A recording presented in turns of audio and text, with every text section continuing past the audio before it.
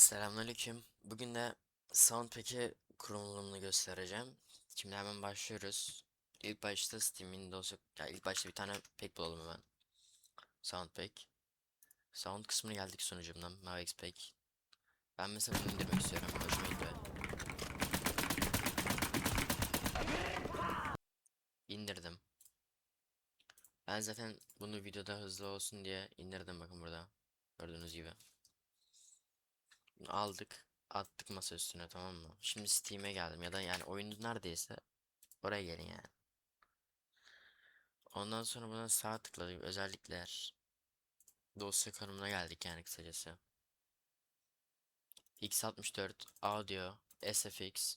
Bura, tamam mı? Buraya geldik.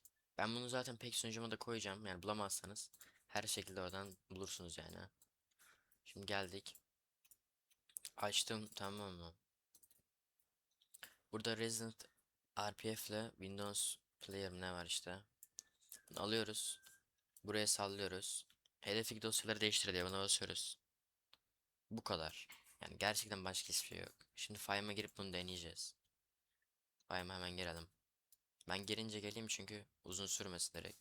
Ben sunucuya girip geliyorum. Dedik. Şimdi oyuna girdik. Gördüğünüz gibi kuruldu. Yani kurulduğunu göstereceğim şimdi. Herhangi bir boşluk veriyor.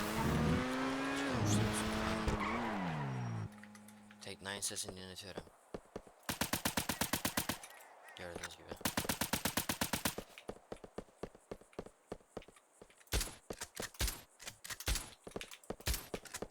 Sonra Glock'tan var mı bilmiyorum ya.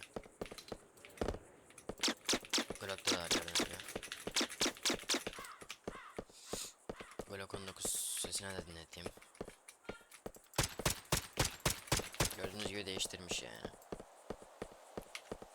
Hatta Killfix'i de deneyelim hatta. Görüyorum şimdi. Oynayın şu an. Böyle kafaya vurma sesi böyle.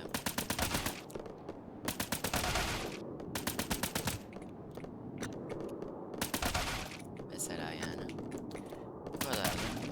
Gördüğünüz gibi pekle Soundpack'e ulaşmak için de discord.gmavxpack'e gelebilirsiniz. Başka bir kurulum videosunda görüşürüz. Kendinize iyi bakın. Bay bay.